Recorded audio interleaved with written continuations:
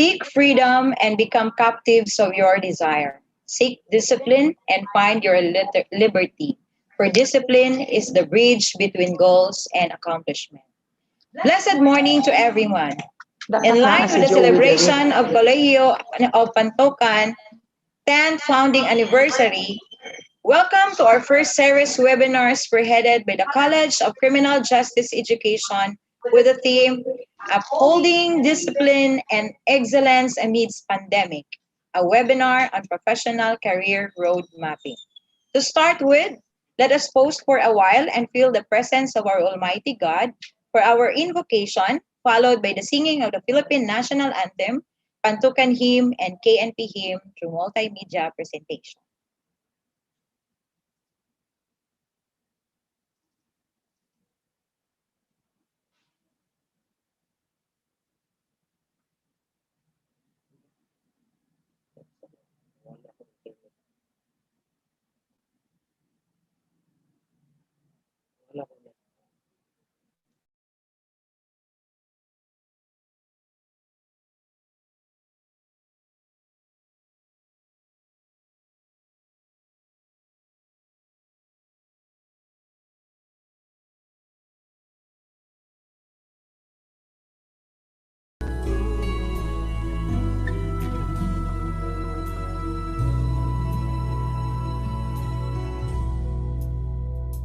If there's one more gift I'd ask of you, Lord, it would be peace here on earth,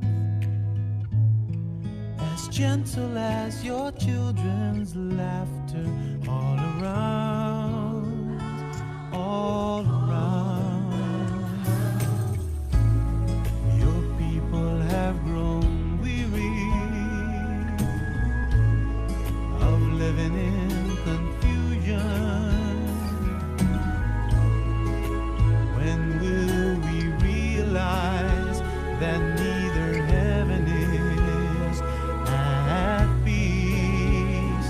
When we live not in peace, if there's one more gift I'd ask of you, Lord, it would be peace here on earth, as gentle as your children's laughter all around,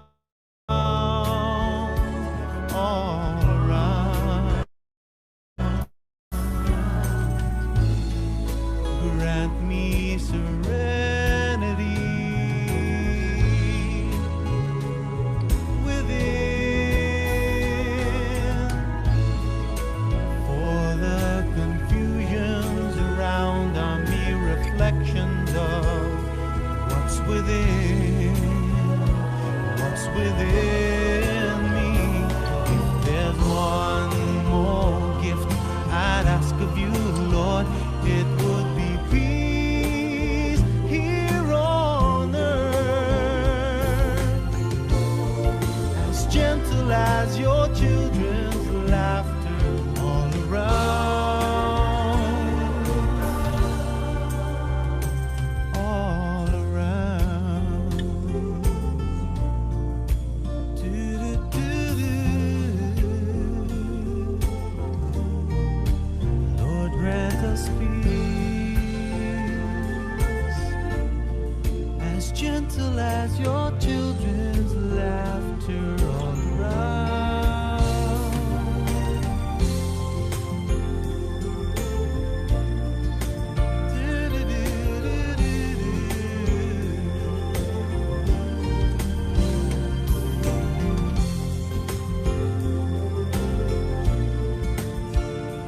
If there's one more gift I'd ask of you, Lord, Volume ano.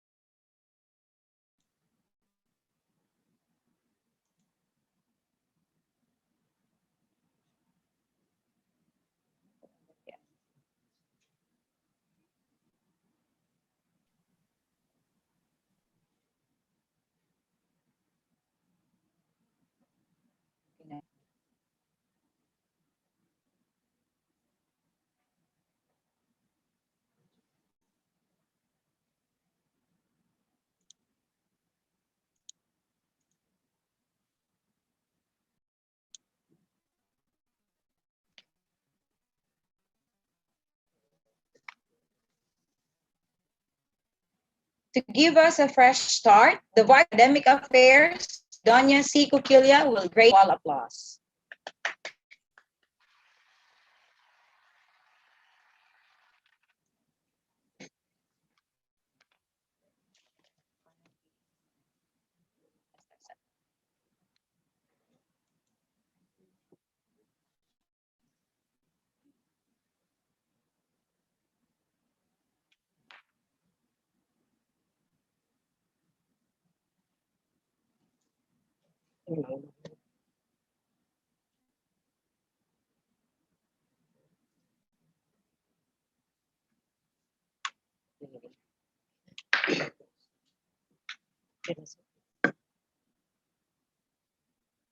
Okay.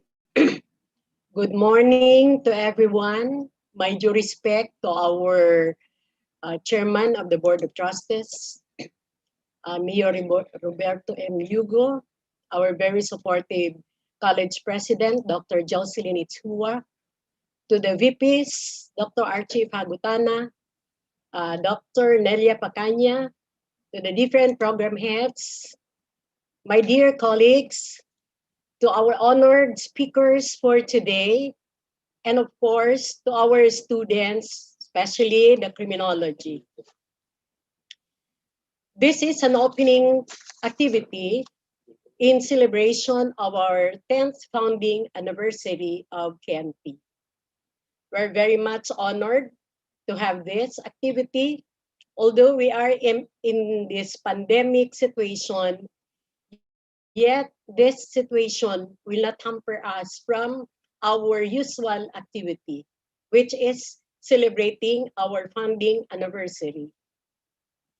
With our theme for today, upholding discipline and excellence amidst pandemic, this is very timely theme which would somehow describe us of our quest for education here in KNP. That regardless of pandemic, our activity will still go on. We still have to live and to happily celebrate our founding anniversary. Especially with this theme, I would like to commend everybody, especially the criminology. When we speak of discipline, what does it mean? It is discipline is what? What is it? It is controlled behavior or our self-control.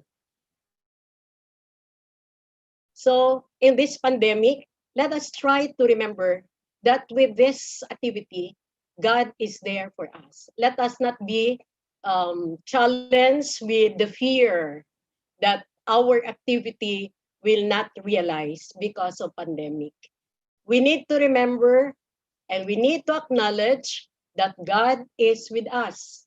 Let us not be conquered with fear of pandemic, but let us try to conquer ourselves, that we can still stand, that we still have this discipline, that we need to uphold discipline to ourselves. When we speak of discipline, it doesn't only mean physical, but let us try to have our mental discipline, emotional discipline, physical discipline, and mental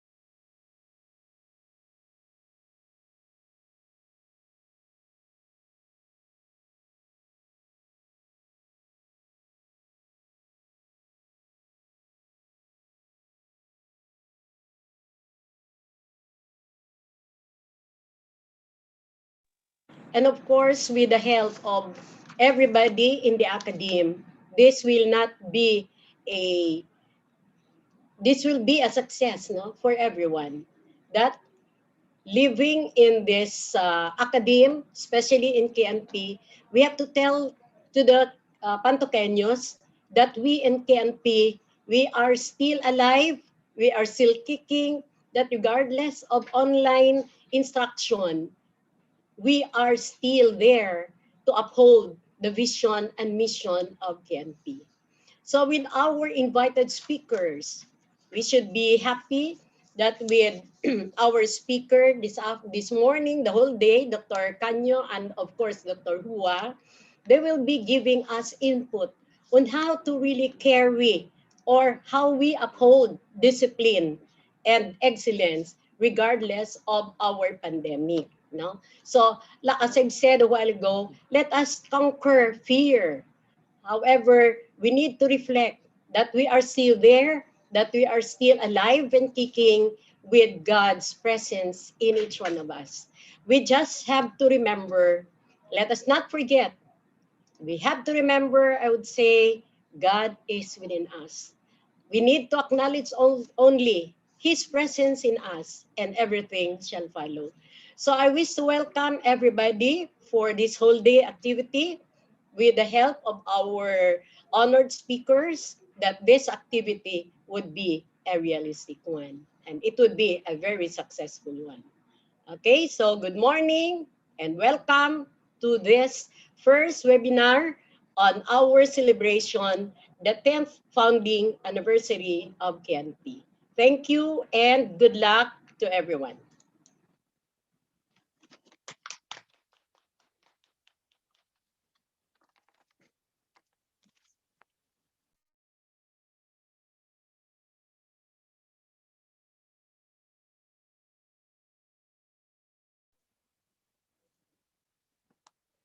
Thank you, Doc Sally, for that warm welcome. At this point, may I call Mr. Anthony L. Galang, criminology instructor, to introduce our resource speaker.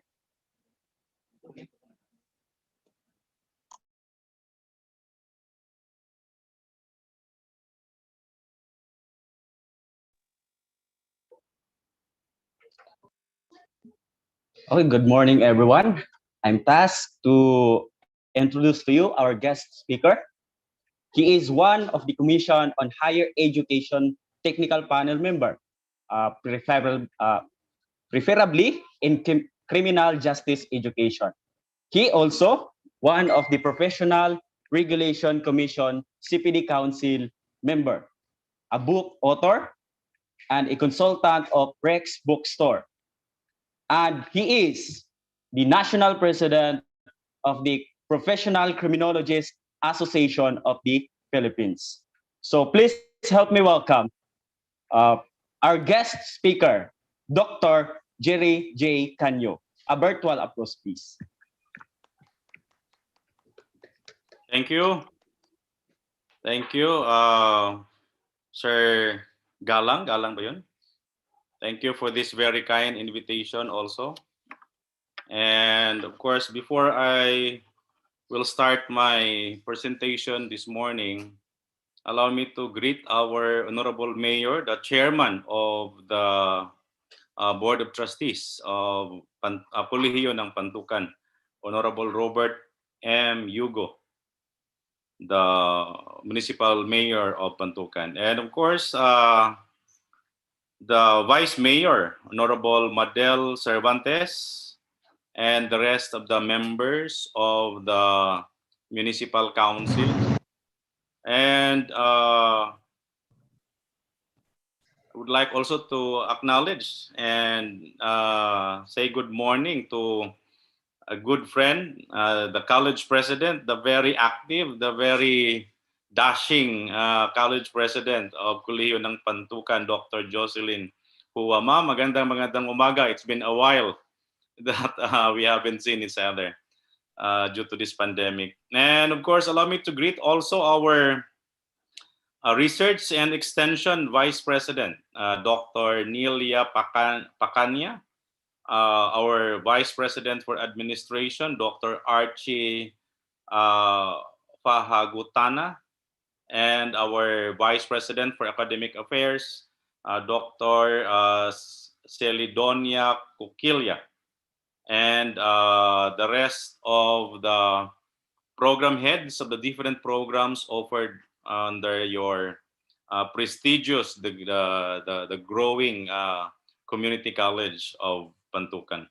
And of course, our CHED supervisor, CHEDRO 11, Engineer Maria Cristina B. Condes. And of course, to all the faculty and staff of Kolehiyo ng Pantukan, and most especially to our dear students in the criminology program. good morning. And before I start, of course, I would like to greet the program head of the BS Criminology program, Joey Conson, who have moved heavens and earth to make the program more viable to the community and the residents of Pantucan and even outside of Pantucan. To all of us who are here in the virtual space, yung iba kung nasa Zoom live stream, if we have live stream, isang mapagpalang umaga po sa ating lahat. And at this point, I would like to ask if I will be allowed to share the screen already. Yes, sir. Okay, thank you.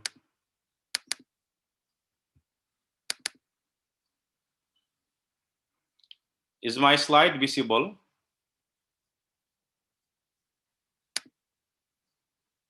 Okay. Yes, sir. Yes, Doc. Thank you. Thank you.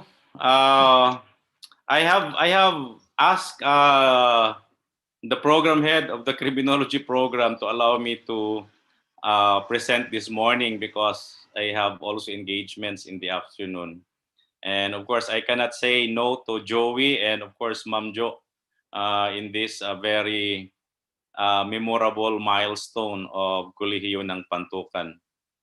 For several occasions, I was there physically in that place, no, specifically in Kolehiyo ng Pantukan, providing assistance to the program sa ating criminology. Okay, so I will be presenting based on the topic assigned to me. I will not dwell more on the discipline side. However, I will try to touch a little on those, but I would be focusing more on the title of the topic given to me in this webinar about our professionals, how to be resilient in this pandemic, in this very, very trying times of our lives. Okay, so so of course, before anything, I would like to say congratulations for the 10th founding anniversary of Kolehiyo ng Pantukan, which will start today, June 22 until 24. Parang kailan lang, 10 years na pala ang ating Kolehiyo ng Pantukan. And I would like to congratulate also the men and women who have dedicated their time, talent, and skills to bring the quality of education delivered by Kolehiyo ng Pantukan to its clients and students. Of course, the topic given to me by Joey, I do not know if Joey was the one making the topic, but at any rate, this is the topic given to me: becoming a professional criminologist, its privileges, opportunities in joining public service. So I would surmise that since you are approaching to become professional criminologist, no, very, very importantly, before you become criminologist, of course, you have to finish the BS Criminology program and hurdle the licensure examination. That is why, in response to the topic given to me, becoming a criminologist, its privileges, opportunities in joining public service, I have posed a question here. So, ang tanong natin dito, the criminology licensure examination, kasi ito yung magiging springboard natin for us to be professional to practice our profession. As we all know, we have a law on the criminology profession in the country, the Republic Act 11131. And in this law, it clearly stipulates, no, the Philippine Criminology Profession Act of 2018. It clearly states that for you to be able to profess and practice the profession as a criminologist, you need to hurdle the licensure examination as the fundamental requirement. And of course, how to prepare and pass the board examination. And I think that's very important to our students and, of course, to our educators, our professors in the criminology program. How can we help our students and our teachers, also our educators, to provide the kind of preparation that our students should have? So the order of my presentation will go in this manner. I will be talking about the CMO5 series of 2018, the Republic Act 11131, including in that provision is the IRR, the enabling resolutions also of the Professional Regulatory Board for Criminologists, and a little on the characteristics of PRC questions for board exam, and of course, how to pass the board examination for criminologists, and of course, the very ultimate question based on the topic given to me are the privileges, the opportunities of criminologists in the public safety service or in the public service for that matter. So allow me to start with this. Of course, I would like also to invite the attention of our students that knowing the CHED Memorandum Order of your program is very, very important. Not only that, your teachers, your professors, your dean or program head are the very people who are aware and knowledgeable as to the contents, the substantive contents of the memorandum order. Very, very importantly, also are the very students who are under this program for you to know what are the things that you should ask as part of your learning in this program. So under that CMO, you have their subject, policy standards and guidelines for the Bachelor of Science in Criminology program. And below that, there are Republic Acts being mentioned. Republic Act 7722 is basically the law that created the Commission on Higher Education in 1994. And next to that is CMO 46, series of 2012. This is the mandate issued by CHED that all mode of delivery, learning, teaching, learning, delivery should be outcomes based. And of course, this is being followed through by CMO on quality assurance mechanism. Still on the concept of outcomes-based education. And of course, this CMO, CMO5. So these are the program outcomes, which should be common to all type of schools, whether you're in government or in private offering BS Criminology program. These 5 enumerations as provided under the section 6 of the CMO and subsection 6.1. These are the program outcomes that our graduate, that each student for that matter, should be able to check on themselves if they already possess all of these outcomes. Okay, so first you have their letter A, articulate and discuss the latest developments in the specific field or practice. Field of practice as provided under PQF Level 6 descriptor. The Philippine Qualifications Framework or PQF Level 6 is now a law which mandates us in the academe to provide that kind of quality among our professionals to be at level 6 descriptor as mandated by law. So yung graduate natin, pag graduate ka ng 4-year degree course or program, just like BS Criminology, we would expect, or society and the government would expect, that this graduate has satisfied the PQF level 6 descriptor. And the PQF level 6 descriptor is telling us that our graduate or each of the student should be able to articulate and discuss. So articulate and discuss is basically within the domain of communication.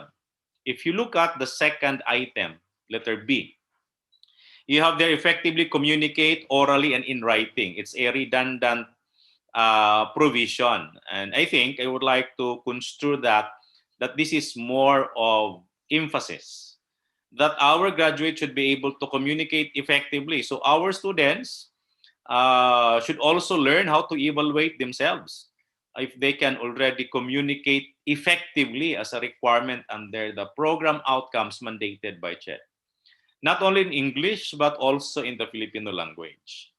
And letter C, work effectively and independently in a multidisciplinary and multicultural teams. We should be able to provide that kind of culture, that kind of confidence, that we should not be somehow be intimidated, no? Kasi minsan, pag yung kasama natin sa grupo, kasama natin sa environment, sa working environment, medyo iba yung tangos ng ilong, iba yung kulay, iba yung tindig, no? Somehow we feel inferior. Parang ang tingin natin sa ating sarili mas magaling sila kaysa atin. And if we are also in a multidisciplinary environment wherein a lot of professionals are there, we seem to bring our profession, the criminology profession, as a secondary profession in that environment. So what the CMO is trying to provide is that equal yung footing nyo kasi 4 na taon kayong nag-aral sa kolehiyo, 4 na taon kayong nag-undergo ng training sa formal education, then of course you should have that kind of confidence and that you can deliver this confidence effectively and independently. The confidence comes with a strong understanding and knowledge about the program. And that, given that, you can also work and talk and discuss in a given multicultural environment or team. And that is also a requirement under our Philippine Qualifications framework. Another is, letter D, under the program outcomes, act in recognition of professional, social, and ethical responsibility. So yung tinatawag nating disiplina, actually captured na dito sa program outcomes ng CHED, no?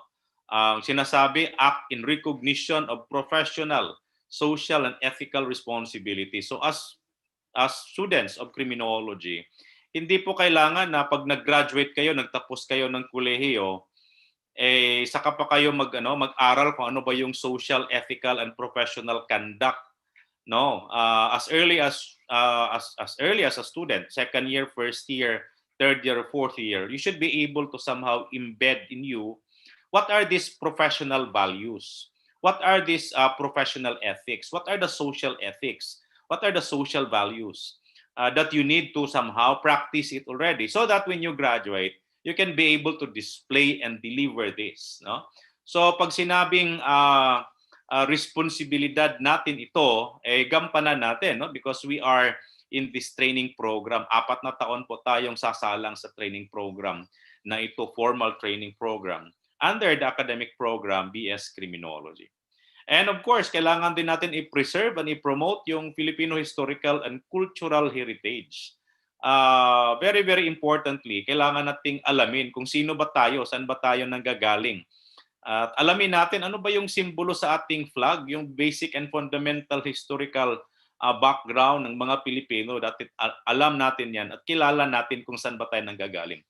And that's a requirement because somehow this would respond to what we call nationalism and patriotism. That is why in the BS Criminology program, sinadya pong nilagay dyan ng technical committee, ng technical panel, yung program or course or subject na nationalism and patriotism for us to be able to provide strong emphasis on the understanding of the cultural heritage and the Filipino values that we have, so as to somehow promote this culture as our identity as a Filipino, as a country, as a nation. Of course, this is the PQF, the Philippine Qualifications Framework as mandated. So I will not be dwelling more on this, no, but I just would like to lay emphasis on this one, no, because this is now mandated by law. So merong mga requirements na kailangan talaga pag graduate ka ng 4-year degree, level 6 ka. So yung abilities mo, yung skills mo, yung knowledge mo, and of course the value system should be reflective of the academic degree that you have earned. So that is why I encourage our students in criminology na kahit first year ka pa lang, kahit second year ka pa lang, or third year or fourth year, you should be able to embed already that kind of values, that kind of social responsibility or ethics that is expected of you. Hindi natin dapat hintayin na kung kailan tayo gagraduate sa tayo would behave no na professional tayo as early as first year. That should be reflective. And of course, the learning. Dapat yung learning natin, kaya nating i-deliver yan. So, sa level 6, baccalaureate degree, ang sinasabi ng batas, pag graduate ka ng criminology, you should be able to demonstrate. So, you cannot demonstrate kung medyo kulang yung knowledge and skills mo. So, yung pag-demonstrate, dapat sa bawat semester na nagtapos ka sa isang course or subject, dapat yung laman ng mga topic doon kaya mong i-demonstrate, no? Kaya mong i-deliver, kaya mong i-discuss. Because this is now the kind of expectations based on outcomes-based teaching and learning processes is being undertaken. So I will not dwell on the nitty-gritty of that. Allow me to proceed. Now, ito naman yung common program outcomes sa criminal justice education. Yung sinabi natin kanina, lahat ng lahat ng academic programs. Ano ba yung academic program mo? Education, accountancy, IT ka man, or business administration. All of those outcomes that I have mentioned a while ago should be present in you. No? Dapat andyan sa'yo. Kaya mong i-deliver, kaya mong i-demonstrate. And here, we are now under 6.2 of CMO5 series of 2018. Graduates of the BS Criminology program under the Criminal Justice Education should also have all of this. Now, kung magtanong kayo, ano ba yung Criminal Justice Education? The Criminal Justice Education is the cluster, no? Parang umbrella. No? And under the Criminal Justice Education, nandiyan yung BS Criminology, yung BS Industrial Security Management, and Bachelor in Forensic Science. Meron po tayong tatlong academic programs under the Criminal Justice Education. Criminal Justice Education is not a degree. It is just a nomenclature of the cluster of programs under it. No? Kasi may mga nagtatanong, lalong-lalo na yung mga nagtuturo. Yung iba na hindi naintindihan, ano ba yung Criminal Justice Education? It's not a degree. It is just a nomenclature. Okay? So what are the program outcomes across all programs under criminal justice education? So ito pong anim. Number 1, conduct criminological research and further studies. So pag sinabi mong conduct criminological research, dapat kaya mong i-deliver yan. You could be able to basically conduct research. And research is also another form of investigation. And ang sinasabi dito, dapat yung mga graduates natin have that knowledge and skills to how to conduct criminological research and even other further studies. Pag graduate ka ng BS Criminology, dapat alam mo how will you ensure public safety. So pag ikaw, estudyante ng criminology, tinanong ka ng barangay chairman nyo, you as a graduate of criminology in Pantukan, kolehiyo ng Pantukan, how can you provide us public safety programs or concepts? So dapat yung graduate natin kaya i-deliver yan because that's the expectations under the CMO. So hindi po pwede na yung estudyante kakamot lang sa ulo niya pag tinanong siya, sige, give me a public safety plan. So dapat yung estudyante natin should be very competitive to deliver, ito yung public safety plan na naisip natin.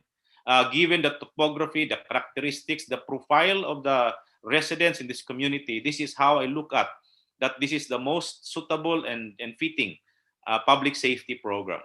Order maintenance. Dapat yung graduates natin can also somehow lay out order maintenance. Para tayong, di ba kung sa engineering yan, kung sa civil engineering na field or civil engineers, yung mga estudyante natin, yung mga graduates natin, pag sinabi mong, sige nga, magpagawa ako ng layout ng dream house ko, so merong tinatawag na floor plan and all the plans. So yung drawing na sinasabi, gagawa sila ng blueprint. So dapat yung estudyante natin or graduate ng criminology, alam din paano gawin yon. And somehow you should be able to deliver because this is now the outcomes of the learnings that you have. And prevent, suppress, and control crime. So paano natin i-prevent? Paano natin i-suppress? Paano natin i-control yung crimes in a given community? So as graduates of criminology under the Criminal Justice Education Program, you should be able to somehow provide, no, kung paano gawin yan. Kasi yun ang dahilan kung bakit tayo nag-aral ng 4 na taon. So that is why every course or subject in the BS Criminology program is very, very essential, very, very important because at the end of the semester, each of the learners should be able to deliver the outcomes provided in each of the courses or subject. No? Investigate and detect crime. Paano ba tayo mag-investigate? So kung tanungin natin ng ating mga estudyante, natapos na siya sa Fundamentals of Criminal Investigation, natapos na siya sa Specialized Crime Investigation 1 and 2.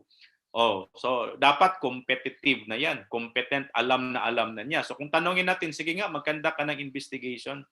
Kung ang estudyante, ang response niyan ay kakamot lang sa ulo niya, lumalabas na mahina yung foundation, mahina yung outcomes na nakuha niya. So as students also of criminology, I want you to I want you to embrace this because these are the expectations of the community, of the society from you. Wag nating hayaan na babaan yung pagtingin ng ating community members because we cannot deliver. So kung bumababa man yung kalidad at kalibre ng pagtingin ng ating community members sa criminology program, and also ang magiging dahilan dyan is babalik tayo kung paano ba natin how did we mold our students and how did the students respond in this process because ang pagtingin natin dito yung pag-deliver ng outcomes is not only the responsibility of the teachers or the educators or the institution but also a responsibility of the students. And of course, kasama diyan yung mga ginang ng tahanan, no? Ang ating mga ama ng tahanan and lahat ng kasapi ng tahanan natin as part of the learning mechanisms.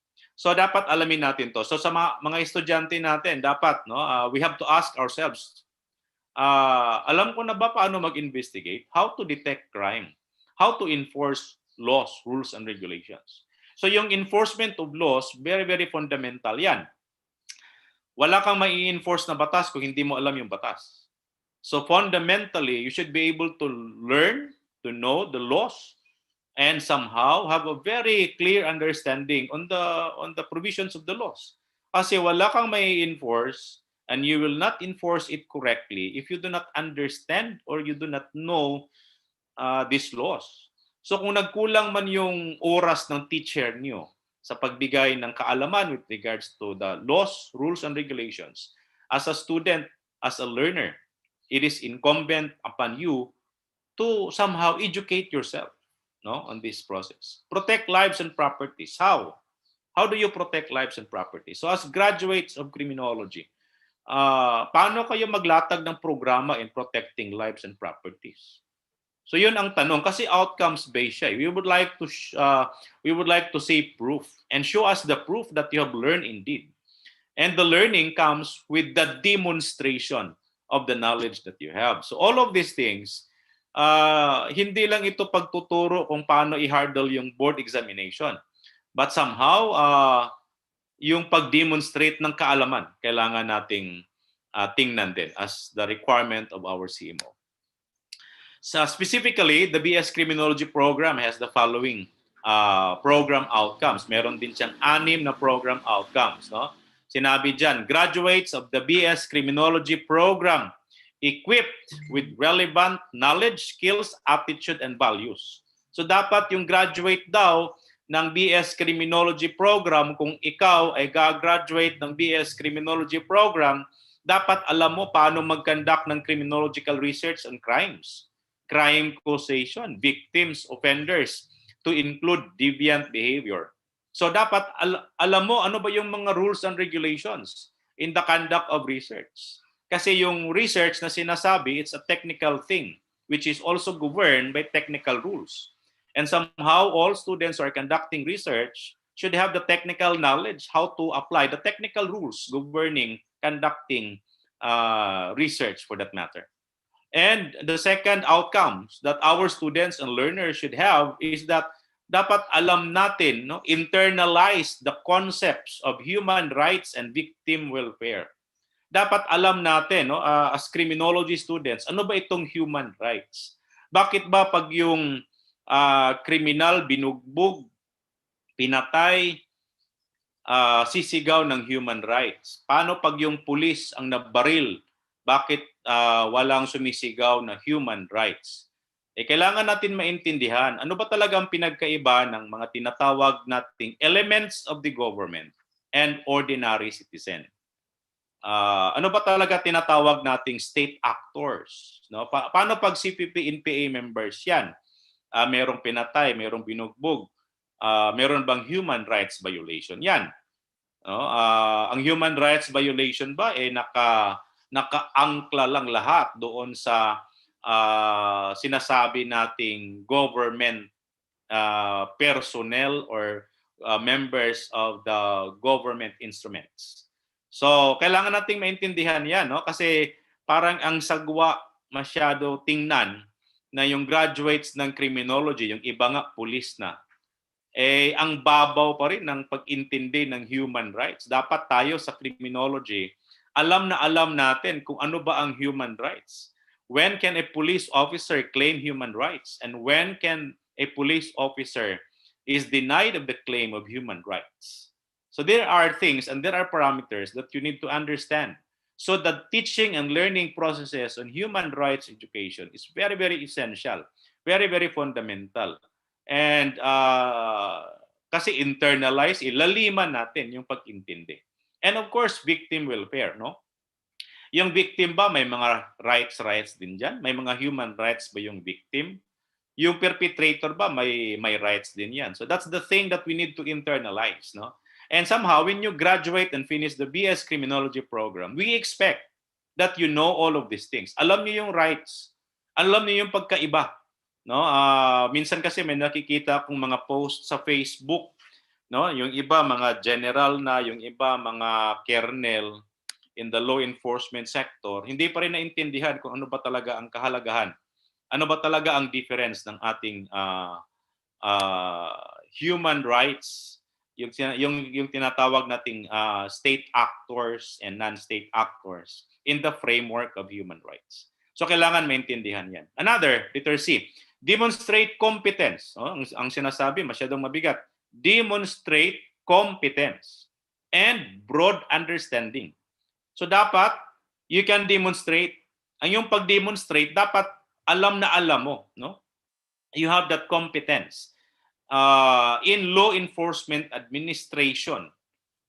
Okay? So tingnan mo yung enumeration. Law enforcement administration, public safety and criminal justice. Napakalawak niyan. Pag sinabi mong law enforcement administration, pag sinabi mong public safety and criminal justice, napakalawak niyan. Lahat ng components ng public safety, lahat ng components ng criminal justice, lahat ng components ng law enforcement administration, basically dapat alam na alam natin, no? Literacy basically talks about policies, programs, and how do we manage public safety and criminal justice issues. Sa letter D naman, utilize. Gamitin natin ang ating kaalaman sa criminalistics or forensic science. So very important talaga na yung ating kaalaman, no, sa forensic sciences which require laboratory exposure magagamit ng ating mga graduates ng BS Criminology program in the conduct of investigation or crime detection. So mandato yan ng ating CHED because this is also how the community would expect from us, no? So pag sinabi natin, sir, wala namang face-to-face na binigay, inalaw, no? Of course, pagdating ng panahon, if we will be given the time, we can also provide laboratory exposure for our students to satisfy the requirement under this CMO. Apply the principles and jurisprudence of criminal law. So ang sinasabi dito, alamin natin ano ba ang provisions ng batas at ano ba ang sinasabi ng Supreme Court with regards to our criminal law and the provisions of the revised penal code, evidence, and criminal procedure. Pag sinabing criminal law, lahat ng batas na merong imprisonment or tinatawag nating penal sanction, somehow we should have an understanding on that, no? And the principles also of this. And of course, the last, dapat yung graduates ng criminology natin should know offenders welfare, no? Paano ba yung welfare ng ating mga offenders who are there in the different detention facilities, no? Yung mga tinatawag nating persons deprived of liberty. Meron ba tayong program paano natin sila i-reintegrate in the community? So as graduates of criminology, you should be able to deliver all of this because these are the expectations, and all of this should happen in the 4-year program of the BS Criminology. So, of course, obligasyon natin lahat, no? Teachers, educators, the institution, students, including the parents. Dapat sama-sama, tulong-tulong tayo kung paano natin makamit itong mga sinasabi nating program outcomes. Now, I just would like to go over this. This is just a sample of the curriculum map, no? So sa mga nagtuturo, sa ating mga educators, sa ating mga estudyante ng criminology, very very important na alamin natin ano ba yung curriculum map na binigay ng CHED. Minimum lang po 'yon, minimum. So, I'll just give you a quick example. Introduction to Philippine Criminal Justice System. Ang sinasabi dito, under program outcome B and C, dapat introduce lang yung level. Pagdating mo dito sa Criminal Law Book 1, dapat ang program outcome B, introduce, ang C is demonstrate, ang E is demonstrate. Pag umabot na yung estudyante natin dito sa OJT 1 and 2, dapat lahat ng program outcomes as enumerated by CHED, dapat our students can already demonstrate. Kailangan na nilang ma-demonstrate yan lahat. So ang tanong, ano ba itong program outcomes? Balik na naman tayo doon sa presentation natin for just a quick review. So, ano ba itong mga program outcomes? Ito po yung program outcomes, A, B, C, D, E, F. These are just the minimum prescription of CHED. The school, the institution can basically add if you feel that kulang ang outcomes na ito.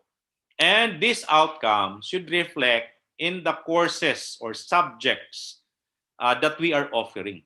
So all of this should somehow reflect. For example, character formation 2, leadership, decision-making, management, and administration. Kung tingnan mo yan, napakabigat na course yan, no? Kasi lahat ng program outcomes as enumerated in the CMO, nilagyan niya yung P, practiced skills, no, with supervision, and so on and so forth.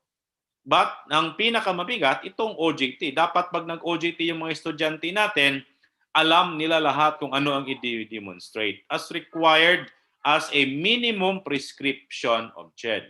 So sa ating mga estudyante, sa lahat ng ating mag-aaral sa BS Criminology Program, dapat naintindihan natin ano ba ang laman ng ating CHED Memorandum Order so that we could also understand and appreciate bakit yung teacher nyo maraming hinihingi sa iyo.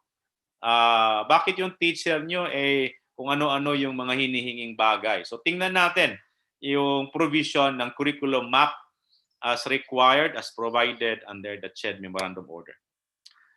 And how to achieve all of this? All of these enumerations of the CHED Memorandum are just minimum. These are just suggestions of the memorandum. Basically, the HEI, the teacher, the educator can add any teaching learning processes experience for our learners. Of course, compliance of the HEI as provided in the Article 7 of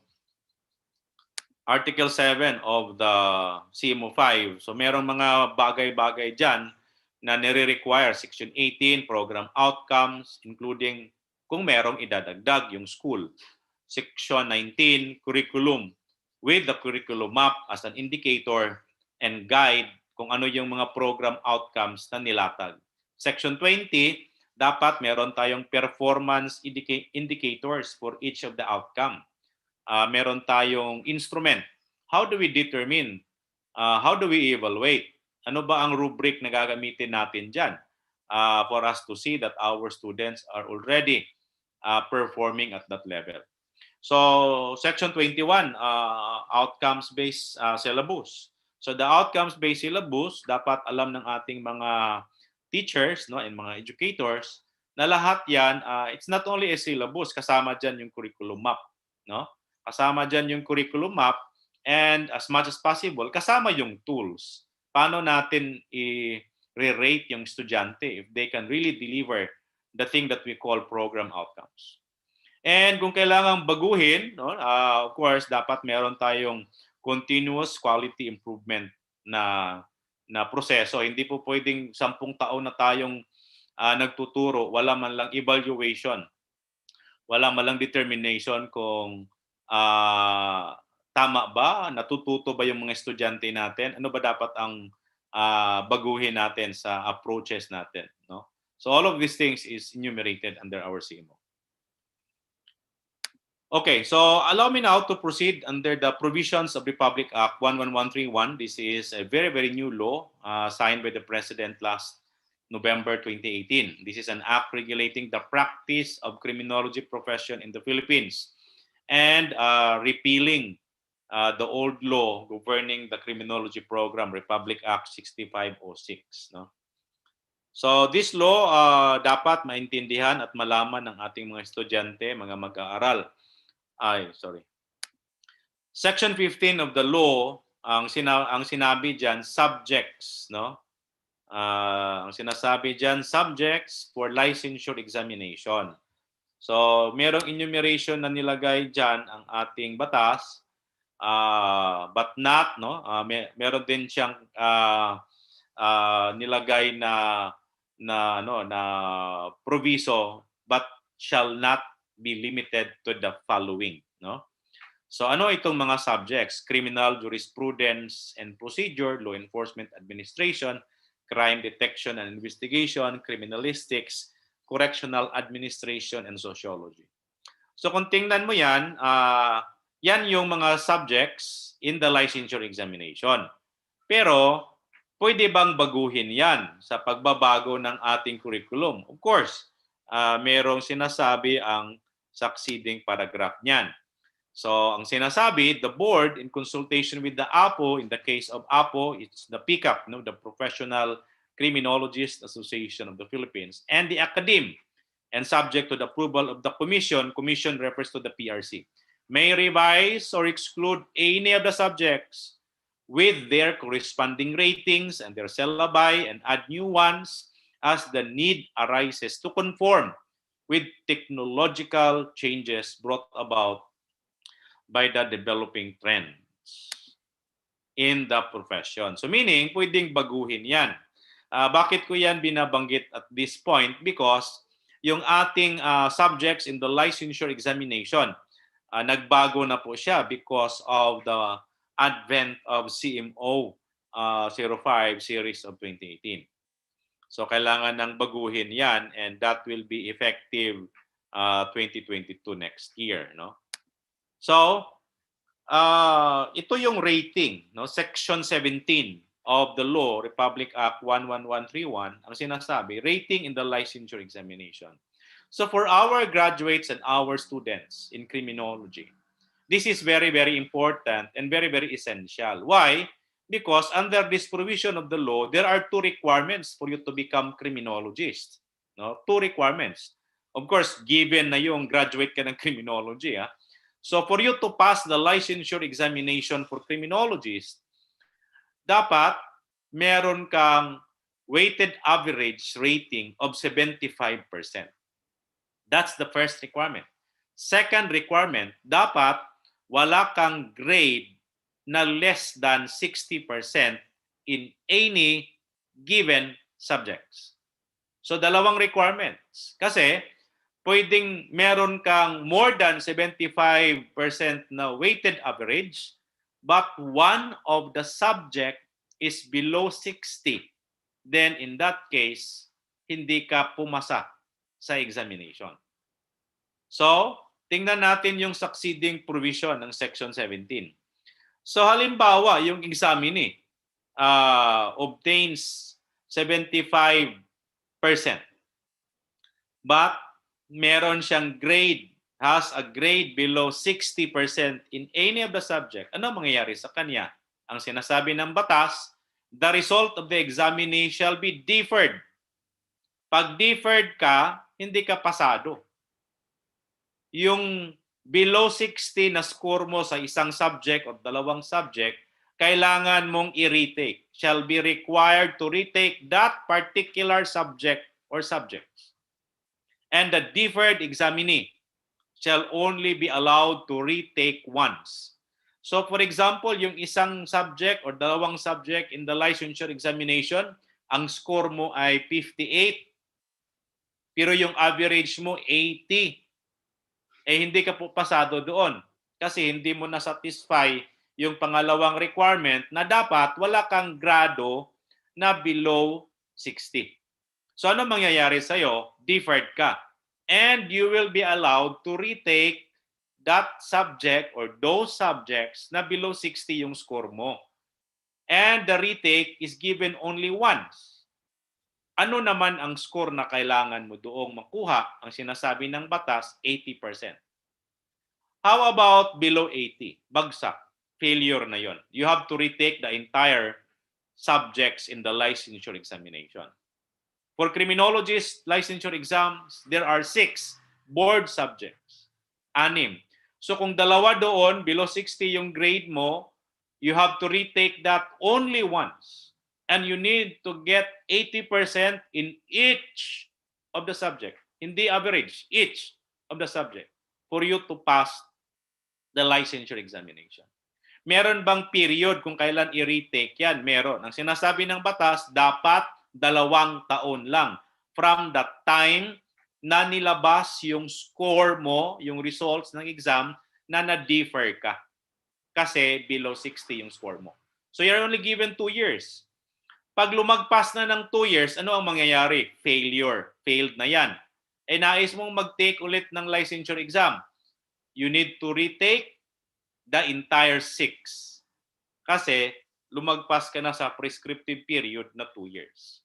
And kung meron mang 3 subjects in the board na below 60 yung score mo, automatically failure na yan. Kahit pa yung average mo more than 75. Is that possible? Yes, that's possible. That's very, very possible.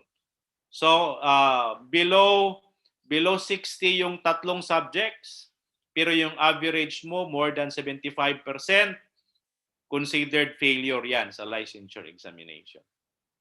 Now, kung magtanong kayo, bakit naman parang harsh masyado yung batas? Hindi yan harsh.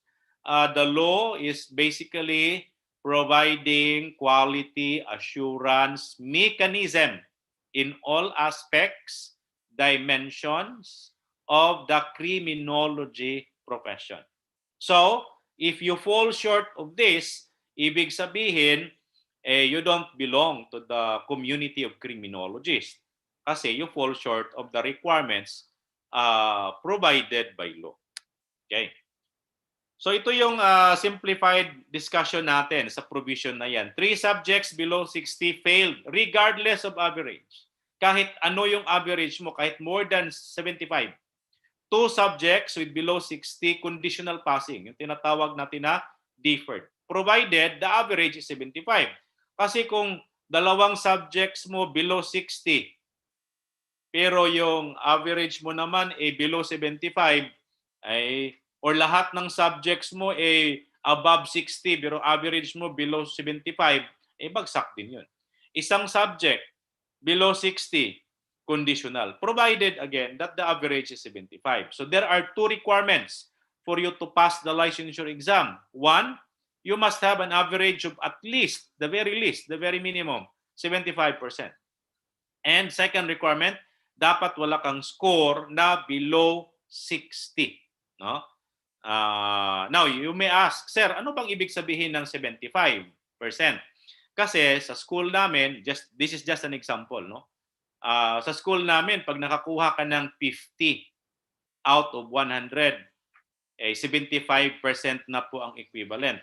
Ganun din po ba sa PRC? The answer is no. Hindi. 75% is 75 kasi zero-based ang computation ng PRC. No, zero-based siya. And that would then dependent on the board kung anong prinsipyo ang gagamitin nila, kasi there are two principles in the conduct of the examination in which the board will have to choose from, in not fixated, no, in a given examination. Pwedeng mag zero based ang board, pwede ring hindi, no? But generally, as a general rule, yung pag-compute ng 60 or 75 is zero based. So kung ano yung score mo, yun talaga dapat ang magiging equivalent, no? Now, additional, the retake or conditional passing, yan 80% in each of the subject within 2 years, and kailangang i-retake once only, and kung below 80% failed ka, no? Section 14. This is somehow a warning to all our graduates or students nga merong section 14. Ang sinasabi ng section 14, paragraph E, is that pag bumagsak ka sa licensure examination 5 beses, consecutive or cumulative, malinaw yan, consecutive or cumulative, basta umabot ng 5 beses, what will happen to you? You need to go back to school. Kailangan mong bumalik sa school, kailangan mong mag-aral ulit. Meron na pong memorandum or resolution ang PRB, Professional Regulatory Board for Criminologists dito, na in case of a graduate who failed 5 times in the licensure examination, makaka-retake lang siya sa pang-6 kung makapag-enroll siya sa school na authorized by PRC to provide refresher program. Nandito sa last line, such applicant has satisfactorily completed a refresher course in criminology. Tanong, sino ang magbibigay authority sa refresher course in criminology? PRC po. Hindi na po siya under ng CHED kasi graduate na. So it's the PRC who will give authority to a school to operate refresher course program for criminology. Ang provision ng ating resolution dyan sa PRB ng criminologist is that a refresher course should be enrolled in a school for a period of 1 year or equivalent to 2 semesters, subject to the standards, guidelines, policies that the school may impose. So for example, bumagsak yung graduate natin for 5 times, nag-enroll siya sa isang school na may refresher program, hindi siya pumasa sa standards ng school na yan, hindi po siya mabibigyan ng certification, which would allow him or her to take the licensure exam. If the school authorized by PRC to provide refresher program in criminology will issue certification that he is already eligible, then in that case, that's the only time that the person or the graduate of a BS criminology program is authorized to take the licensure examination in criminology. So, sa ating mga estudyante, kailangan nating seryosohin yung pag-aaral. Sa ating mga educators, dapat tingnan din natin kasi hindi magandang konteksto na bumabalik sa school yung ating mga estudyante because for 5 times, hindi pumasa sa licensure examination. And of course, bakit itong mga sinasabi ng batas somehow very, very harsh? Again, would like to go back to quality assurance mechanism. So sa ating mga estudyante, sa ating mga mag-aaral, yung examinations na binibigay ng ating mga guro, yung mga dapat ninyong gawin, these are what we call quality assurance mechanism. Kung binagsak man kayo ng inyong mga teachers, ibig sabihin hindi kayo nakaabot doon sa standards. Kaya ganun yung nagiging requirement. No? Kasi meron dapat i-fulfill yung ating mga guro na requirement as provided under the CMO. So the examination given, the requirements given by your teachers and professors, consider this as quality assurance mechanisms. Pag binigyan kayo ng inyong guro ng grado na wala naman kayong nalalaman, ibig sabihin may problema tayo sa quality assurance mechanism ng school na yan. Kung yung grade na binibigay ng guro binibenta, binibigyan ng project in exchange for a grade, ibig sabihin yung quality assurance mechanism is being compromised. And the quality of our professionals also is being compromised. No?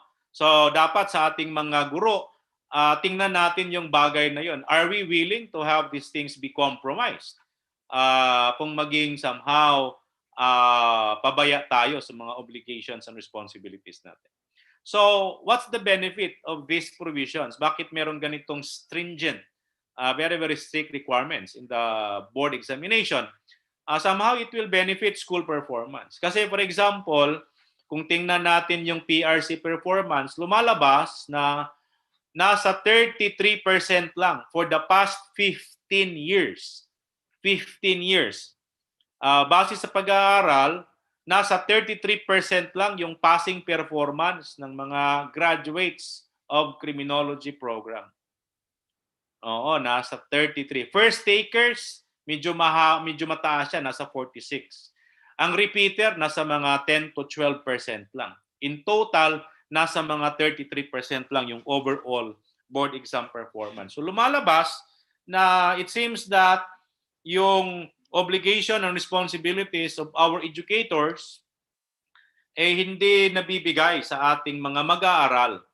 And that we would like to somehow remind all our educators and also the learners na rin that we have this obligation. So, school performance is also protected by the provisions of the law and the takers, the graduates. No? Kasi noon, pag meron kang below 50 in any of the board subjects, kailangan mong i-retake yung 6, bagsak ka agad yun. Dito, sa bagong batas, hindi ka bagsak, deferred ka. And you are given a chance to retake the subject na below 60 ka or the subject na bumagsak ka, no? I-retake mo 'yon.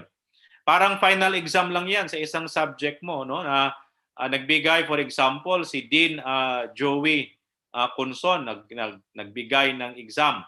Bumagsak ka, binigyan kanya ng another exam. That's the retake. That's the consideration rather than giving you automatically a failing mark, no? So that is more of consideration being provided. No? And again, I would like to remind all our learners, our students in criminology, na lahat ng mga examination, dapat harapin nyo yan because that's a quality assurance mechanism. No? Now, ito yung mga subjects in the licensure examination. Bago, approve na po ito ng ating PRB, Professional Regulatory Board for Criminologists. Ito na yung bagong board licensure examination for criminologist subjects. Nangunguna dyan yung criminology, criminal law and jurisprudence. That's not criminal, that's crime detection and investigation, law enforcement administration, forensic sciences, correctional administration. So meron po mga pagbabago. Ito po yung laman. Yung laman ng mga subjects na yan, approved na po yan. Approved na po ng ating PRB. For criminologists, meron na pong kaakibat na resolution yan.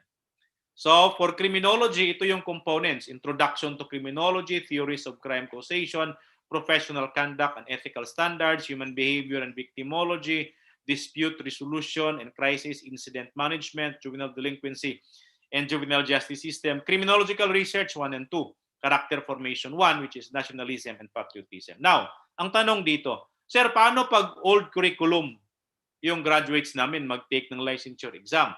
Ano ang gagawin? I would suggest and I would seriously encourage that your old students under the old curriculum should undergo some refresher or coaching program in your school or anywhere else bago siya sasabak. Kasi itong mga bagong subjects na ito, ibibigay ng PRC come December 2022 licensure examination.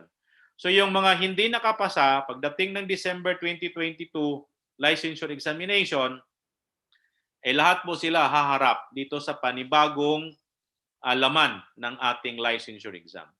Second subjects in the board, no? Second subject in the board, ito yan.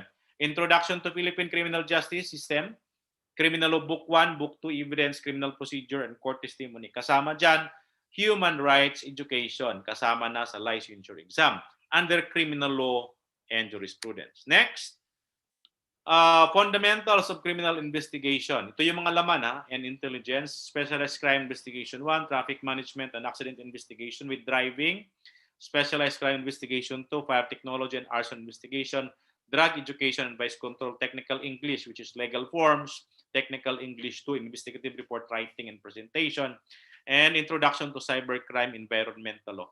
May mga schools na they have separated some subjects, no? They continue to follow the old CMO, no? Meron na po tayong bago, and this is the minimum prescription. However, if you followed already the provisions of our CMO 5 and you feel na kailangan siyang ihiwalay, example, yung intelligence kailangan ihiwalay, example, kailangan ihiwalay yung environmental law protection, call nyo po yan. Kasi ang prescription naman ng ating CHED is only the minimum.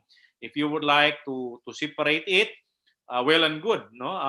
Nasa practical senses ang ating katanungan dyan, kung practical pa ba sa ating mga estudyante. So these are the component. Ang importante, lahat ng mga subjects na ito ay nasa curriculum natin. Then we have forensic sciences. We have 6, no? Personal identification techniques, forensic photography, forensic chemistry and toxicology, question documents, examination, lie detection techniques, forensic ballistics. Yan po ang mga component subjects natin. And for LEA, Law Enforcement Administration, meron po tayong 5 na component subjects. Law Enforcement Organization. Law Enforcement, hindi lang po ito PNP. Kaya merong open-close parenthesis dyan. Interagency approach, meaning lahat po ng law enforcement agency, hindi lang PNP. Comparative community policing. Comparative community policing talks about the policing concepts. Paano pinupulis ng isang bansa yung community nila. Hindi po rank, no? Hindi po organizational structure ng police organization ng isang bansa. Ano yung mga policing concepts and theories in their country. Then, introduction to industrial security concepts, law enforcement. Pag sinabing law enforcement, again, hindi lang dapat PNP. Planning operations with crime mapping. And character formation to leadership, decision-making, management, and administration. Then we have, okay. We have correctional administration, 3 po. Therapeutic modalities. Maraming nagtatanong ng mga educators, mga teachers, deans. Ano ba itong therapeutic modalities? Lahat po ng rehabilitation programs under the institutional and non-institutional corrections, nandyan po sa therapeutic modalities. So basically, the institutional and the non-institutional corrections will talk about policies, will talk about the structure, and paano siya i-avail, paano siya ibigay, paano siya i-grant. All rehab and reformation programs, dyan na po papasok sa therapeutic modalities. These are now the board licensure examination for criminologist subjects and its equivalent percentage in the licensure exam. Sa criminology po, merong 9 na component subjects. Sa criminal law, merong 6. Sa crime detection, merong 9. Sa forensic sciences, may 6. Law enforcement, may 5. Correctional administration, may 3. Meron po tayong 38 professional subjects or courses in the curriculum na dapat nandyan. And sa kabila po, yung naka-red, yan po ang percentage equivalent natin sa licensure examination. 20% ang criminology, 20% ang criminal law, crime detection is 20%, forensic science is 15%, law enforcement administration is 15%, correctional administration is 10%. That gives us a total of 100%. Okay, yan na po ang bagong inadapt ng ating PRC. Kailan po maging effective ito? Kailan po ito i-implement? 2022 December licensure exam. Now, this one is the table of specification. We have conducted several consultative virtual activities among all the educators of criminology program nationwide. And ito po yung layout, no? Ito po yung sample natin. So I would like to educate also our teachers in the criminology program na ang bagong approach ng ating licensure examination, hindi na po tayo babalik doon sa mga who is the father, who is the mother, and yung mga trivia questions. Kasi meron na pong sinusunod yung ating mga examiners. Okay, so meron po dyan, remembering, understanding. I do not know if you can clearly see it. Medyo maliit po ito tingnan. Pero I just read it to you. 30% sa board examination will focus on remembering and understanding. Okay, remembering and understanding of what? So remembering and understanding of those important topics na kailangan sa practice of the profession in criminology. Kung hindi kailangan yan sa practice ng profession ng criminology, expect na hindi na po yan itatanong sa board exam. Okay? So 30% will be easy questions. Ano yung kailangan i-remember ng criminologists natin when they practice their profession? Ano ang kailangan intindihin ng ating mga criminologists in the practice of the criminology profession? 50% of the questions in the licensure exam for this specific subject, criminology, 50% i-apply nyo po kung ano yung naintindihan nyo doon sa practice ng criminology profession. And 20% will be analyzing, evaluating, and creating. So, lahat po yan, remembering, understanding, applying, analyzing, evaluating, and creating. Lahat po yan ay patungkol doon sa practice ng criminology profession. Ang tanong, bakit? Kasi nga, outcomes-based tayo. Whether you look at it in the CHED CMO or you look at it in the Philippine Qualifications framework, yung dalawang batayan po natin na pulisiya, lahat po yan nagsasabi ng outcomes. Kaya may narapat ng ating PRC na doon sa licensure examination, the questions must be formulated and crafted in a manner that is also outcomes-based. So, sa ating mga guro, sa ating mga mag-aaral, intindihin po yung ating licensure exams. Hindi na po siya dapat nakatutok doon sa mga bagay na hindi magagamit sa practice ng profession. Maganda yan sa classroom ituro, yung mga history, yung mga father, yung mga mother, yung mga Republic Acts, kailan nag-effect, and so on and so forth. Maganda yan sa classroom. But in the licensure examination, it's a different matter because the focus is more on how will you practice, how will you demonstrate, what are the things that you should remember in the practice of your profession, what are the things that you should understand, what are the things that you should apply in your practice of the profession. And of course, doon sa difficult, no? Lahat ng board subjects, no? Lahat ng board subjects. Sinasabi ko sa ating mga learners ito at mga educators. Lahat ng board subjects in the board examination ng criminology, 30% ng tanong easy. Ano yung easy? Remembering and understanding. 50% of the licensure examination questions will focus on applying. No, moderate yan. And 20% of the questions in the licensure examination labeled as difficult, which will concentrate on analyzing, evaluating, and creating concepts under the Bloom's taxonomy.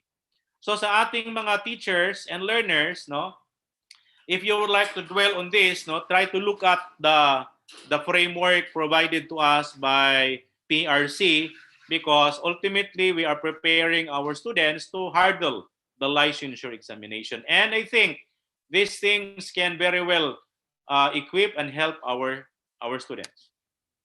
So this is now the composition of the board, no? The Professional Regulatory Board for Criminologists.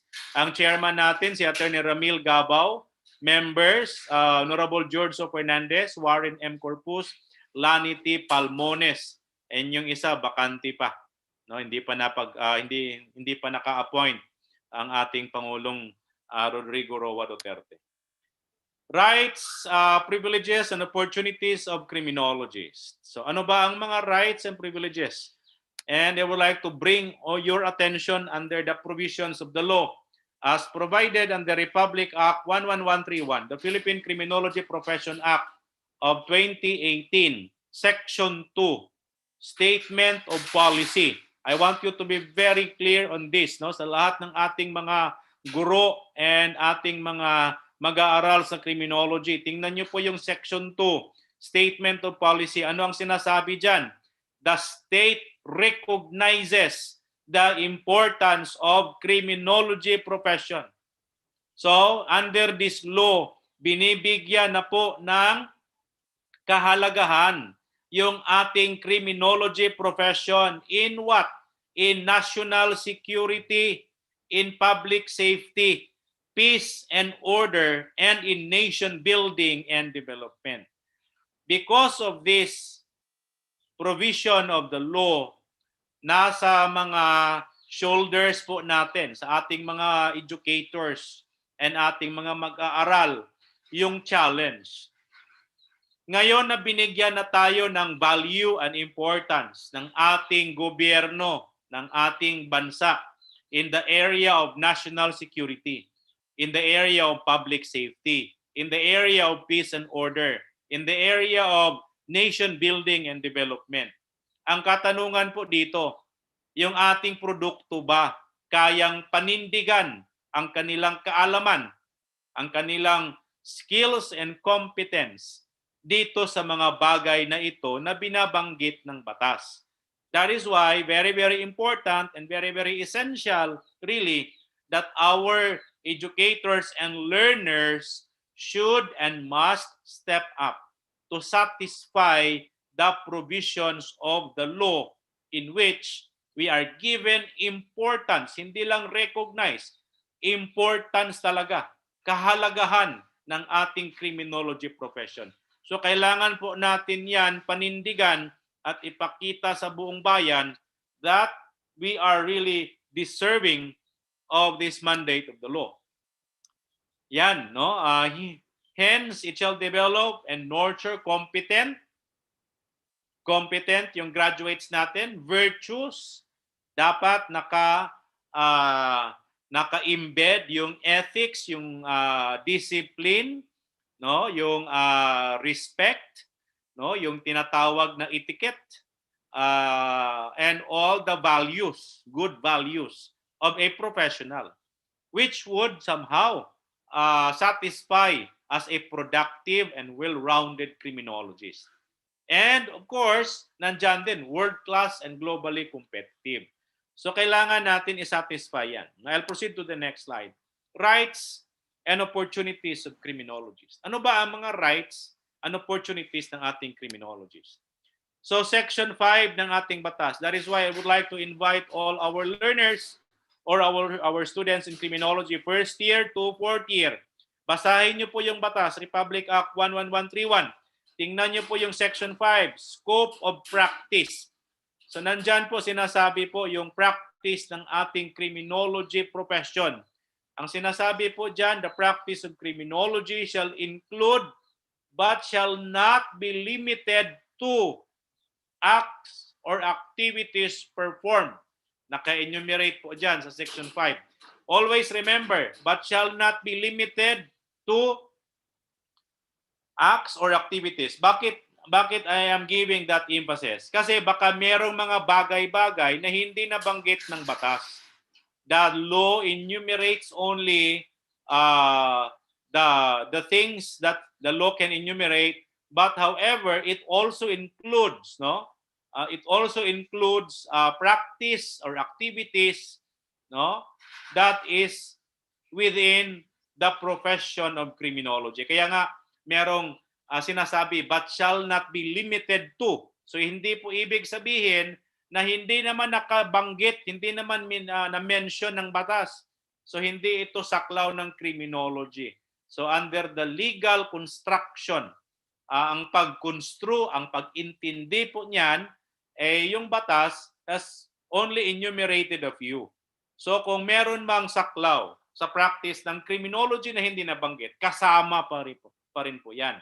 So ang sinasabi dito, law enforcement administrator, executive advisor, consultant, officer, investigator, agent, or employee in any private or government agencies performing law enforcement and quasi-police function. So marami po 'yan. No, lahat ng agencies of the government or private na ang ginagawa law enforcement or police function or quasi-police function. Saklaw po yan ng practice of the scope of criminology. Merong enumeration dito sa agencies, NBI, PNP, NBI, PDEA, and so on. Itong mga enumeration na ito, for example, in the last line of that, Bangko Sentral ng Pilipinas, meron pong catch-all provision. Meron pong provision na sinasabi, other government and private banks. So when you speak about Bangko Sentral, dapat yung mga safety and security personnel ng Bangko Sentral ng Pilipinas, dapat criminologist yan. And kasama yung mga nasa iba't ibang government banks, for example, Land Bank, and all others, and private banks, and all others. And meron pa dito, intelligence community. So itong mga catch-all provisions, binibigyan natin ng emphasis kasi maraming nagtatanong sa atin, bakit yung ganito, ganyan, hindi nabanggit? Bakit yung ganitong agency ng gobyerno hindi na-mention? I am giving emphasis na basta saklaw siya sa law enforcement, saklaw siya sa police function, within yun, pasok yun sa criminology scope of the practice of the profession. And of course, teaching, kasama dyan, yung teaching profession natin. So for example, criminologist ang talaga dapat ang magturo sa mga subjects. Now, kung magtatanong kayo, sir, paano yung ROTC? Hindi naman criminology ang nagtuturo, taga Philippine Army ang nagtuturo. Hindi naman po yon saklaw doon sa enumeration ng mga subjects in the licensure exams. Yung tinatawag ba na professional and component subjects of the criminology program. Pag sinabing professional, meron pong hindi saklaw na mga subjects doon or courses. Example, yung karate, yung first aid, yung fundamentals of marksmanship, hindi po yun saklaw. So, pwede pong hindi criminologist ang mag-handle doon. The rest, of course, pag general education yan, doon sa general education, sa arts and sciences natin ibigay yan. Pag professional, dapat criminologist yung mamumuno. Lalong-lalo na yung mga deans, merong mga ibang schools kasi hindi pa rin sumusunod doon sa requirement ng ating CMO na dapat yung program headed by a criminologist. Then, dito, continuation, technician, examiner, criminalist. So, naka-enumerate dyan. Dactyloscopy, question document, DNA, lie detection, firearms, photography, chemistry, and all others. Ang sinasabi dyan, and other scientific crime detection and investigation. So, saklaw dyan, yung tinatawag natin na cyber crime investigation. Saklaw dyan sa tinatawag nating other scientific crime investigation. Then you have letter D as a correctional administrator, executive supervisor officer, and so on and so forth. So lahat yan, yung mga institutions, government agencies na nagpapatakbo ng rehab, correctional, penal institution, or community-based corrections, dapat, no? Dapat criminologist ang ilagay dyan. And as counselor, consultant, advisor, researcher of any government or private agency on any aspect of criminological research or project involving the causes of crime, children in conflict with the law, treatment of offenders, police operations, law enforcement, administration, scientific, and so on and so forth, andyan. Private investigator, administrator, consultant, saklaw na po yan ng mga criminologists. Kaya, with this very, very huge privileges given to criminologists, it is now the responsibility and obligation of the educators and the institutions to satisfy all these mandates, as the people and the government will expect a lot from our products. Of course, pwedeng baguhin yan, no? Yung mga enumerations na yan kung meron mang dapat. No? Then section 16, sino ba ang pwedeng magturo? No? Magturo ng mga professional subjects. Of course, ang sinasabi dyan, criminologist. How about chemistry? No? How about law? Eh, siyempre, kung yung nagtuturo ng law, lawyer, eh, hindi na dapat natin i-question yan kasi sa kanila yan. Pag sinabi mo ang nagturo ng ating forensic chemistry ay hindi criminologist, chemist, or ano ba yung chemical engineer, welcome po yan. Ang tawag po doon, allied fields in criminology. They are necessarily allowed under the law. And lawful practitioners of criminology. Sino ba yung pwedeng mag-practice ng criminology profession? Of course, natural person. Sino yun? Tayo. No? For example, you pass the licensure exam, then you can practice your profession.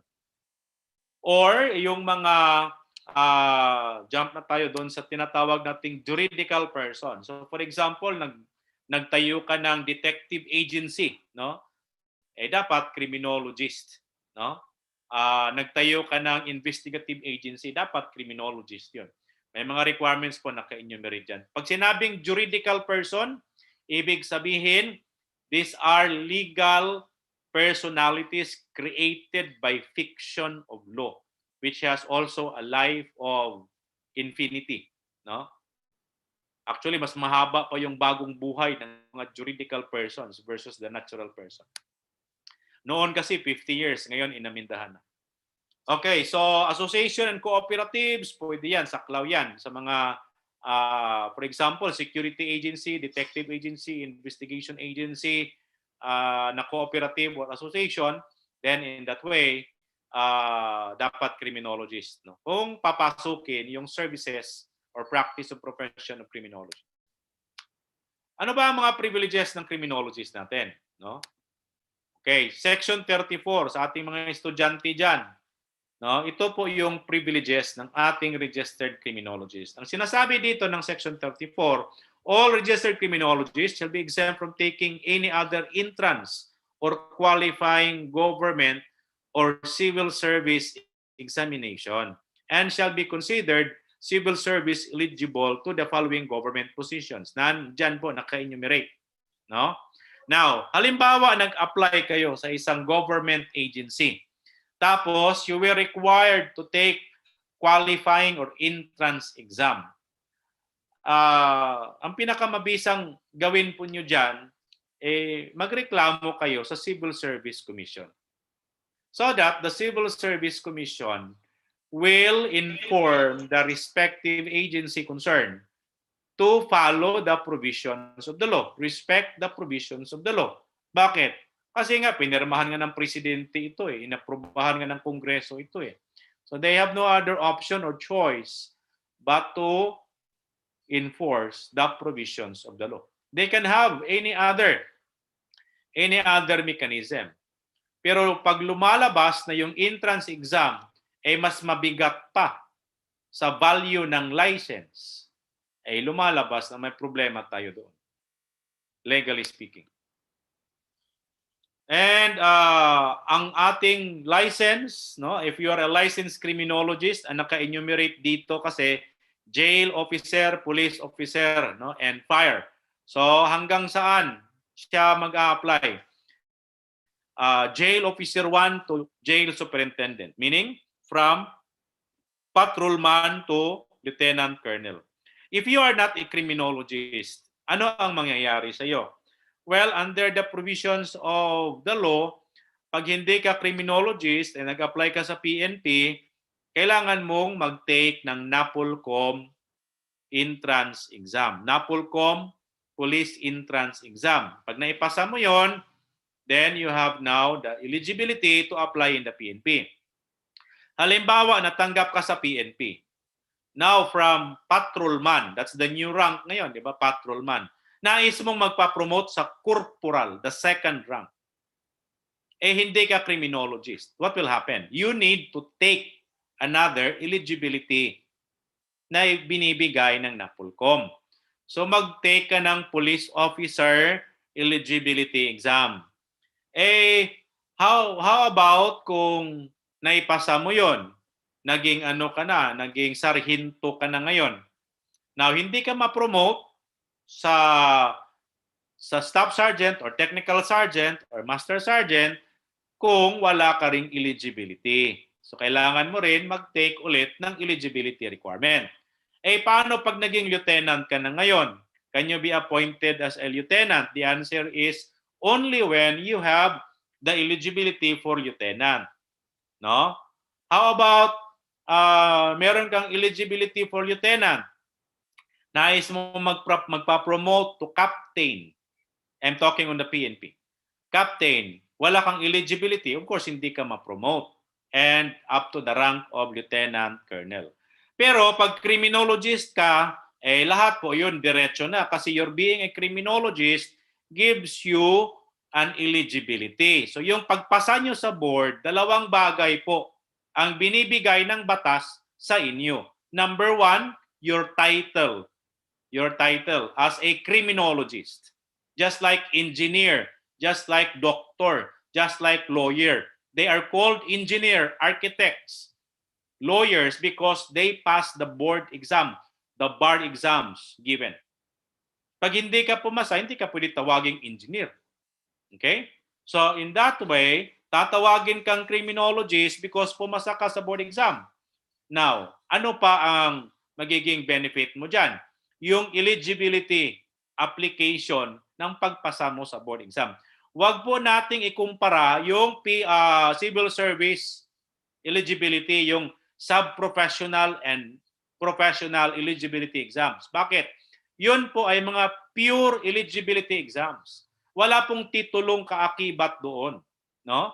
Pag pumasa ka sa licensure examination, dalawa po ang bit-bit mo. Yung title mo, no, at saka yung eligibility. Yan po ang kahalagahan. Pumasa ka sa NAPOLCOM exam, hindi po yan titulo. Yan po ay eligibility exams lang. Kaya hindi mo pwedeng ikumpara yung board examination ng mga other eligibility exams. Just like professional teachers. That is now a title. That is now a label, a professional label. Architect, accountant, no? Doctor, lawyers, engineers, and so on and so forth. These are now indicators that these people pass the licensure exams and that they have this title.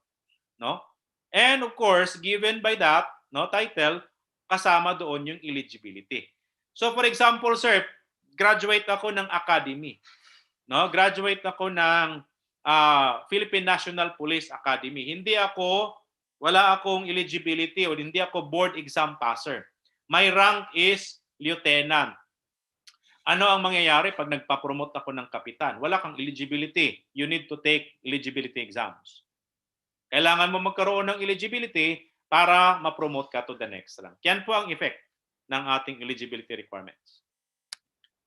Then, Section 35. So sa ating mga mag-aaral, sa ating mga criminology students, tingnan niyo po yung batas. Basahin natin yung batas. No? Andyan po yung enumeration. Yung mga sections po na binabanggit ko, yan po ang ating tututukan. No? Preferred appointments in government, criminal justice, and other government institutions. No? Preference. No? preferred po tayo. Tayo yung binibigyan ng preference, ng priority, no? In the appointment. Saan? Appointment in the PNP, NBI, and so on and so forth. Now, yung mga regional offices, minsan, is being governed and managed by regional directors. Somehow, there are regional directors that does not respect the provisions of the law.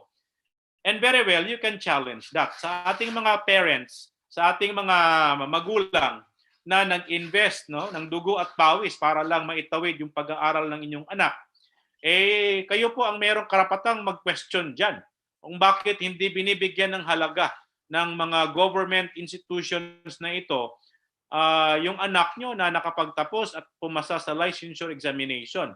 Eh, ang sinasabi ng batas, napakalinaw, bigyan ng priority. So kung hindi man kayo binibigyan ng priority, question ninyo, saan kayo mag-question? Go to the Civil Service Commission.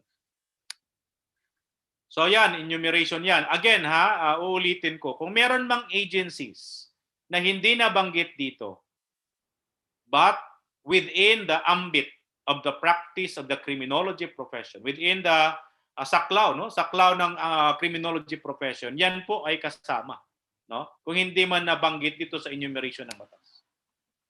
So kasama yung nasa city government, no, provincial government, lahat ng provincial jail, no, mga criminologists dapat ang nandyan.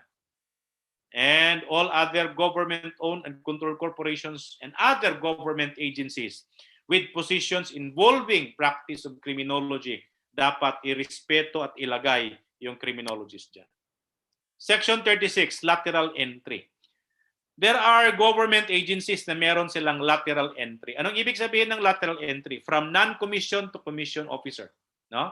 Meron yan sa police, fire, jail. Ano ang nilagay dito? Registered criminologists under Section 36. Registered criminologists who are not in the government service, nasa private, or kung nasa government service man, nasa ibang government service, hindi law enforcement, shall be eligible. Mandatory yung sinabi ng batas. Shall be eligible and be given preference for appointment via lateral entry as police, fire, jail inspectors or its equivalent in the PDEA, NBI, and other law enforcement agencies. So ano dong sinasabi dito? Pag yung criminologist ay wala sa police, hindi PNP, hindi siya sa fire, hindi siya sa jail, hindi PDEA or hindi NBI, nasa ibang government agencies, can he apply via lateral entry in the fire, jail, police, and so on? The answer is yes. Ano yung magiging rank mo? Inspector kung jail and fire, no? Kung police naman, lieutenant. Na kung magtatanong tayo, ano bang salary grade ng lieutenant? I think salary grade ng lieutenant nasa mga 20, I think 20 or 22. I'm not sure. So mataas na po yan, no? Minsan nga yung ibang mga government agencies salary grade 18, division chief na, no? So medyo mataas na po yung salary grade na yan. Then you have provided that they possess the general qualification for appointment. So ano ang sinasabi dito? Yung mga registered criminologists natin na nasa labas ng mga agencies, law enforcement agencies, binibigyan ng equal opportunity under the law to join the lateral entry program of these agencies. So I think that's the last provision that I would like to share to you. And if you would like to raise some clarification, I would be very glad to entertain and answer them. Maraming salamat po. Magandang umaga sa ating lahat. Thank you very much po, sir.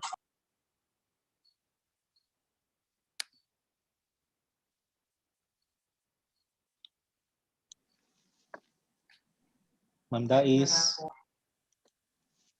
Thank you, Dr. Jerry J. Canyo, for sharing to us that superb explanation about the topic. May God continue to bless you po, Doc. Thank you. For the awarding of the certificate to our resource speaker, let me read to you the citation for the certificate. Kolehiyo ng Pantukan, 1A Sarinas Campus, Linking, Pantukan, Davao de Oro. Certificate of appreciation is hereby given to Dr. Jerry J. Canio in grateful recognition and acknowledgement for his exemplary commitment and unselfish service of resource speaker with the topic Becoming a Professional Criminologist. It's a privilege and opportunities in joining public service during the webinar series Day 1 for criminology students held on June 22, 2021 via Zoom in line with the 10th founding anniversary at Kolehiyo ng Pantukan. Given this 22nd day of June in the year of our Lord 2021. Signed, fellow Dr. Jocelyn Quijada Hua, College President. Congratulations, Doc. Thank you. Maraming salamat po, Ma'am Jo.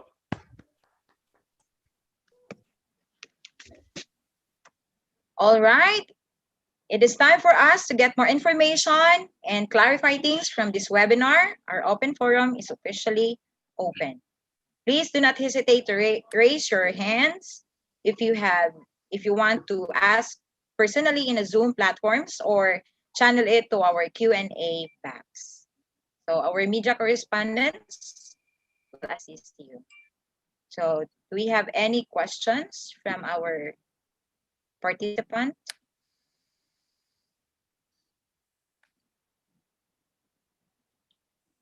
Okay, Sir Will, do we have any questions from our chat box? So it seems that there's no question. So I assume that everyone fully understood about this topic. So as we are about to meet the first part or to meet the end of the first part of our program, let us always remember that discipline is a refining fire by which talent becomes abilities. Have a good morning and see you this afternoon for the second part of our webinar. God bless everyone. Thank Sir you. Jerry, thank you po, Sir Jerry. Thank you. Thank you. Sir, thank you.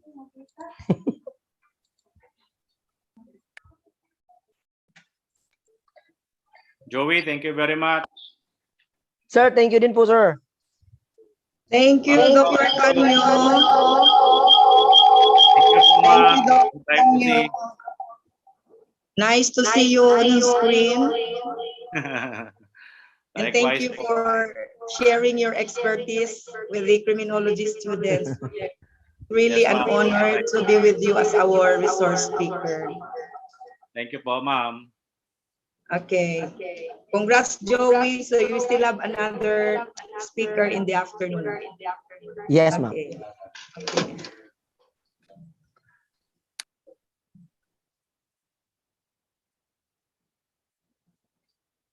Recording.